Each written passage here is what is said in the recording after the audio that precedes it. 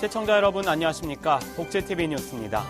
북한이 사상 처음으로 2014 인천 장애인 아시아 경기 대회 4개 종목에 30명의 선수가 참가합니다. 이는 역대 장애인 아시아 경기 대회 사상 처음입니다. 박고은 아나운서입니다.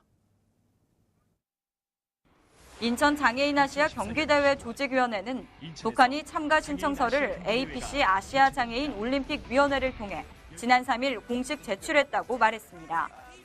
북한은 조선인민공화국 장애자 올림픽위원회 서기장 리브니 명의로 APC에 참가 신청을 제출하고 육상 1명, 양궁 1명, 탁구 4명, 수영 3명 등 9명의 선수와 임원 등 총 30명의 선수가 참가한다고 밝혔습니다. 조직위는 이번 북한 참가 결정을 계기로 중앙정부와 시및 조직위원회는 전담팀을 꾸려 북한 선수단의 입출국, 의전, 수송, 숙박 지원, 안전 업무 등에 차질이 없도록 준비할 것이라고 언급했습니다. 한편 인천장애인 아시아 경기대회는 오는 10월 18일부터 24일까지 인천시 일원에서 개최되며 아시아 42개국 6천여 명의 선수단이 23개 종목에 참가합니다. 복지TV 뉴스 박고은입니다. 전국시장 군수구청장협의회가 기자회견을 열어 과중한 복지 비용으로 지방정부가 파산할 위기에 처했다며 중앙정부의 대책을 촉구하고 나섰습니다. 전국시군구협의회는 기자회견에서 공동 성명을 내고 과중한 복지 비용으로 지방재정이 위기에 처했다고 밝혔습니다. 그러나 정부는 작년 말 정부 대책에 따라 지방의 복지 재원이 늘어났다면서 시군구청장협의회의 요구를 수용하지 않겠다는 입장입니다. 한편 협의회는 기초연금 전액 국비 지원 또는 평균 국고보조율 90% 이상 확대와 보육사업 국고보조율 서울은 40%, 지방은 70%의 인상 등을 요구하고 있는 상태입니다. 약국 10곳 중 7곳이 갓난아기에게는 판매가 제한된 감기약을 판매하는 것으로 확인됐습니다. 문제는 병원들의 80% 이상이 갓난아기들에게 해로울 수 있는 감기약을 처방하고 있다는 겁니다. 정유린 기자입니다. 24개월 미만 영유아에 해로운 성분이 들어있어 판매가 제한된 종합 감기약. 하지만 약국에서 쉽게 구할 수 있었습니다. 그러면 18개월 애. 네, 종합 감기약으로 드릴게요. 한국소비자원이 서울시의 100개 약국을 조사한 결과 모두 70곳에서 어린이 건강에 해로울 수 있는 복합제제 감기약을 파는 것으로 나타났습니다. 식품의약품안전처는 만 2세 이하 영유아에게 위험한 염산슈도 에피드린 등 28개 성분이 포함된 감기약의 판매를 금지하고 있습니다. 식약처는 의사도 꼭 필요한 경우가 아니면 만 2세 미만에게 문제 성분이 있는 감기약을 처방하지 않도록 했습니다. 하지만 50개 병원을 조사한 결과 82%의 병원에서 문제 성분을 포함한 감기약을 처방했습니다. 미국의 사례를 들어보면 지금 영유아가 감기약을 복용을 하고 지금 사망한 사례가 100건 이상이 지금 보고가 되고 있고요. 약국에서 종합감기약을 샀을 때는 다양한 약물이 섞여 있고 이로 인한 약물 부작용이 나타날 수 있습니다. 갓난아기가 아플 때는 약국을 찾기보다 병원을 찾아 의사로부터 좀 더 정확한 진단을 받아야 합니다. 복지TV 뉴스 정유림입니다. 보건복지부 산하기관이 장애인 의무 고용제를 외면하고 있다는 지적이 제기됐습니다. 국회 김미애 의원에 따르면 18개 복지부 산하기관 중 8군데가 기준율 3%에 미치지 못했다고 밝혔습니다. 특히 김 의원은 한국건강증진개발원, 한국국제보건의료재단은 장애인 직원이 한 명도 없다고 말했습니다. 또한 김 의원은 장애인 직원 940명 중 약 16%인 153명만이 여성이라며 장애인 성비 현황도 매우 심각한 상태라고 설명했습니다. 장애 청소년들이 지난 6개월 동안 예술 작품을 제작해 발표하는 자리가 열렸습니다. 다양한 예술 창작물들이 그려지고 만들어졌다고 합니다. 정유린 기자입니다. 타일에 자신의 개성을 새겨넣은 조형물. 좋아하는 만화 캐릭터부터 상상력이 돋보이는 인물까지.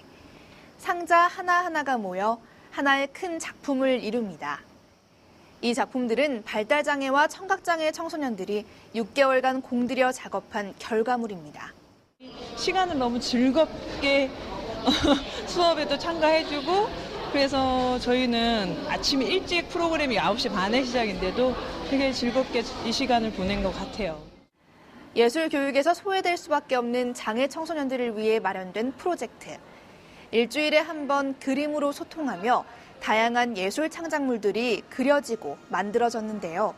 도화지의 안태성 전 교수와 이재순 부부가 작년에 이어 올해 2번째로 아이들을 맡아 교육을 진행했고 서울시와 문화체육관광부가 힘을 보탰습니다. 작품으로서 그냥 아이들이 재밌게 표현했구나 이게 아니라 장애 청소년 아이들이 얼마만큼 했을까라는 그런 약간의 편견적인 그런 감정을 갖고도 보시더라고요. 그러니까 그런 걸 좀 배제하시고 우리 아이들이 얼마만큼 다양하게 재밌게 표현했는지 그런 점을 좀 봐주셨으면 좋겠습니다. 청소년 22명의 눈에 비친 다양한 사각형 세상. 이번 프로젝트는 이들의 열정과 꿈에 더 큰 날개를 달아줬습니다. 복지TV 뉴스 정유림입니다. 재능 기부에 열정을 쏟는 사람들이 힘을 합쳤습니다. 개그맨 김현철의 지휘 퍼포먼스와 홀트학교 예그리나 오케스트라, 노빌레 오케스트라가 그 주인공들입니다. 재능 기부로 꾸민 무대가 고양시 시민들의 마음을 울렸다고 하는데요. 그 현장을 우세린 기자가 취재했습니다. 음악을 좋아하는 사람들이 한 번의 무대를 위해 수개월 동안 구슬땀을 흘렸습니다. 10여 명의 홀트학교 학생들과 선생님, 시민 오케스트라 단원 25명은 그동안 음악 연주 봉사를 다니며 갈고 닦은 기량을 한껏 선보입니다. 개그맨에서 지휘자로 변신한 김현철 씨의 지휘 퍼포먼스가 단원들의 연주에 즐거움을 더했습니다. 일단은 제가 가진 재능이 크지도 않는데 사실 그런 재능을 보여줌으로써 많은 사람들이 좋아한다 그러면 뭐 그런 재능 얼마든지 충분히 기증 기부할 의도는 많습니다. 예, 그래서 사실 힘들지만은 좀 뿌듯해요. 그리고 상당히 보람도 있고요. 네. 따뜻한 마음이 깃든 재능 기부에 아름다운 선율을 더해 하나의 무대가 완성됐습니다. 관객들의 한호가 뒤섞인 앵콜 요청에 단원들은 캉캉을 흥겹게 연주하고 관객들도 춤사위로 응답했습니다. 코믹한 지휘 퍼포먼스와 단원들의 열정이 만든 무대는 재능 기부 음악회의 별밤을 수놓았습니다. 고향에서 복지TV 뉴스 우세린입니다. 서울 강서구에 위치한 교남 소망의 집에서 추석을 맞이해 이웃과 함께하는 나눔 봉사활동이 열렸습니다. 서울 강서구 화곡동에 위치한 교남 소망의 집에서 4일 추석맞이 송편 만들기 행사가 진행됐습니다. 이날 행사는 화곡 6동 주민자치위원회 주최로 열렸으며 명절에 소외될 수 있는 장애인들이 이웃과 함께 직접 송편을 빚으며 더불어 살아가는 사회를 만들기 위해 마련됐습니다.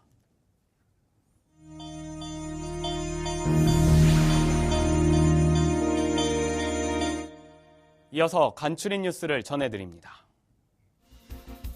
민간 합동 규제 개선 추진단은 지난 3일 대통령 주재로 개최된 제2차 규제개혁 장관회의에서 장애인 복지카드 재발급 기간이 주소지 관할 지방자치단체에서 전국 읍면동 사무소로 확대됐다고 밝혔습니다.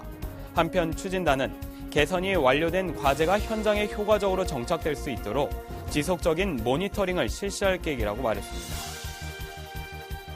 한국여성장애인연합은 여성장애인의 건강권과 모성권을 확보하기 위해 서울시 저소득 여성장애인 출산지원 사업을 실시하고 있다고 밝혔습니다. 이 사업은 올해 1월 이후 출산한 1에서 6급 서울시 거주 저소득 여성장애인을 대상으로 출산금을 최대 200만 원까지 지원합니다. 대상자는 내년 5월 31일까지 연중 수시로 한국여성장애인연합 홈페이지에서 신청서를 내려받아 작성한 뒤 필요한 서류를 첨부해 등기 우편으로 제출하면 됩니다. 전남 여수 GX칼텍스가 추석을 맞아 어려운 이웃들에게 한과의 성품 1억 원을 전달했습니다. 이날 전달식에는 여수시청 관계자와 GX칼텍스 임직원 등이 참석해 생활용품을 선물 세트로 만드는 봉사에 참여했습니다. 또한 이들은 여수 지역 사회복지시설 독거노인, 북한 이탈 주민 등 600여 가구에 쌀과 생필품을 전달했습니다.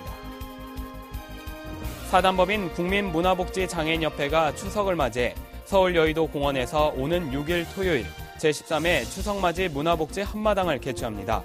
협회는 행사 당일 참석자들에게 건강검진과 다채로운 행사를 진행할 예정입니다.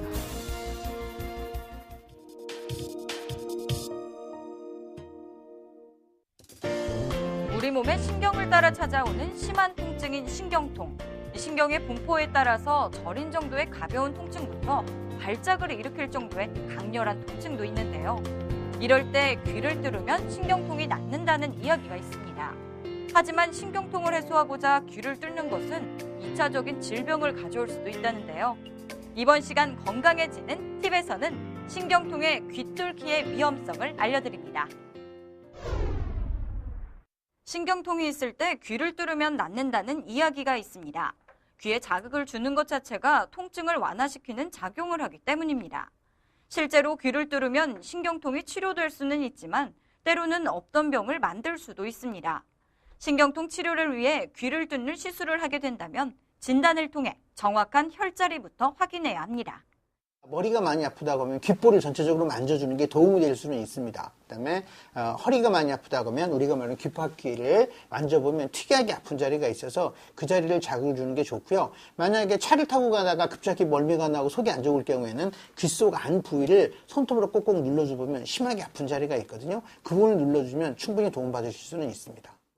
귀를 뚫었다가 낭패를 보는 경우는 대부분 피부 트러블이 문제입니다. 불법 시술의 경우 충분한 소독과 위생이 보장되지 못하는데 대부분 가려움증과 진물 등의 부작용을 경험합니다. 특히 피부가 부풀어 오르는 켈로이드 환자가 귀를 뚫을 경우 흉터가 포도알 정도까지 커질 수 있습니다.